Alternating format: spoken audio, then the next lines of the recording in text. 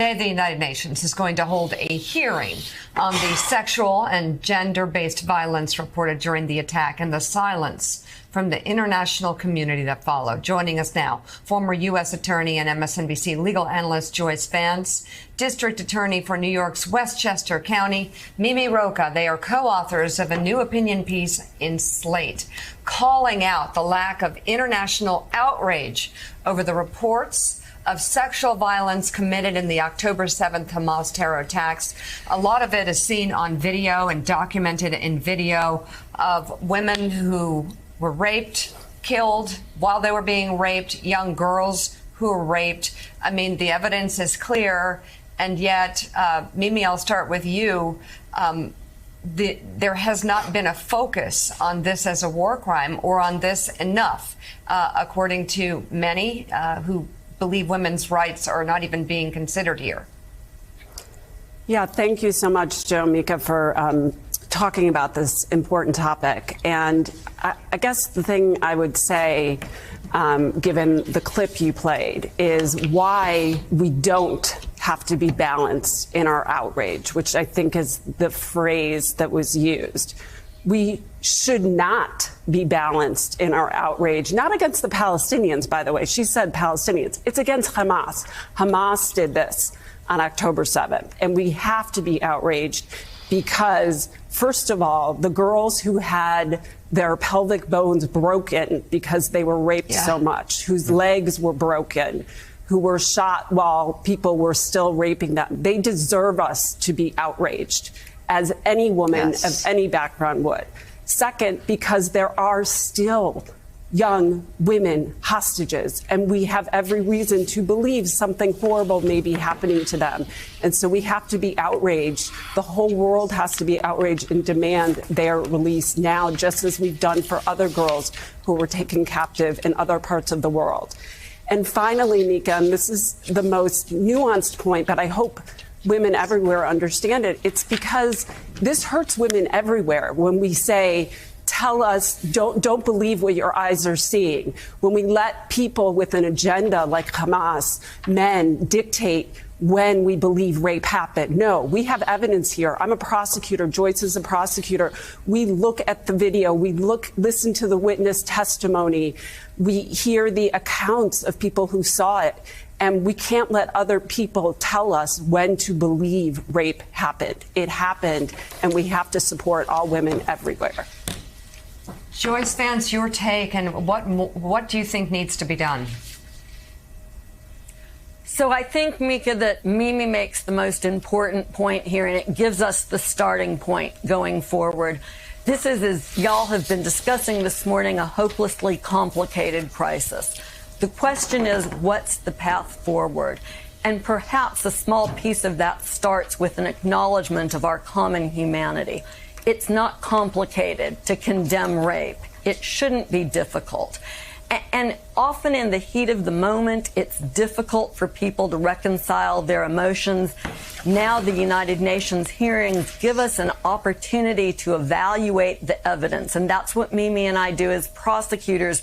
We're used to discussing the evidence, even in these horrific sexual crimes, in a very straightforward manner. This will be painful and difficult for many people to listen to, but the evidence, the eyewitness accounts, the accounts of medics and first responders absolutely confirms that these rapes took place, that they were torture rapes. Now it's incumbent upon women in the international community and here domestically to take a moment to reflect and to evaluate on what the evidence says. And then we can speak with one voice and say, this is wrong. It doesn't matter if it happens in war. It certainly shouldn't make a difference that the victims are Jews and Israelis. We can condemn this and acknowledge our shared humanity and begin to move forward to deal with the other implications of this crisis. Mimi, during World War II, military code law was that American soldiers who raped a woman could be executed. And that actually relaxed a bit just because men of color were convicted unfairly and Eisenhower intervened in a case. And then by the time we got to Germany, it wasn't necessarily that an American soldier would get convicted, and George Patton was infuriated. And that was the ethos of the U.S. military during that war. If any American soldier raped a woman, they should be executed. How did we get from that to today, where you have American leaders trying to equivocate here? I don't totally know the answer to that, but my educated guess or opinion is that it's about victim blaming. And that's why I say this is so dangerous to all women, because for many complicated reasons, as Joyce says, and I'm not here as an expert on foreign relations or the war itself or anything. I'm here on this one issue about women and sexual assault and believing victims and believing the evidence that we see in front of our eyes. But I also am very familiar with victim blaming. I mean, we know it in this country from her skirt was too short, she drank too much. And we've all fought, I think, quite hard for decades to get away from that. And this feels very reminiscent of that. The girls at the music festival have nothing to do with the bombing that's happening now. But yet, when you pivot from, yes, rape is bad, but don't bomb Gaza, you're inherently blaming these victims for that. And I think that's what's going on here with some people. I mean, this is a generalization. And it's wrong and it's dangerous for all of us, for all women everywhere. Joyce, but what you and me are concerned about in part is the international community's failure to condemn the rapes. Like, what more do we need to know about that? What they've, who we're talking about? What have they failed to do?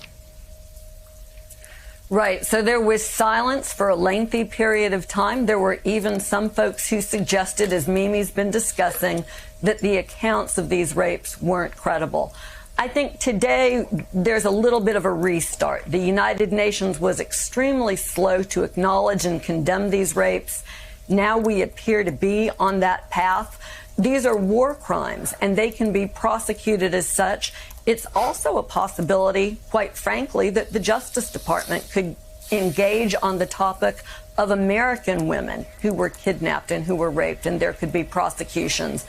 Israeli law on conspiracy is a little bit different than our law in the United States. It's more demanding and restrictive in terms of the need to specifically show an agreement that encompassed an agreement that Israeli women would be raped as part of this operation. There is evidence that indicates that there was preparation and advanced planning, including linguistic help, people being told how to speak Israeli to tell women to pull down their pants. There's been some testimony from people who were involved on the Hamas side that there was perhaps a religious waiver, a fatwa, that permitted them to violate traditional Muslim dictates against rape. All of this deserves examination and scrutiny, and really it demands it, because as Mimi says, if women aren't safe in Israel, then women aren't safe anywhere. If we can use justifications to blame individual victims, young women who were asleep in a kibbutz, and here we're talking in some cases about teenage girls and younger. If we can blame women who were attending a concert for the policies of a nation that they may or may not have supported and use that to justify rape, women are not safe anywhere. So we need to begin to speak out more strongly than we have up until this point. Former U.S. Attorney Joyce Vance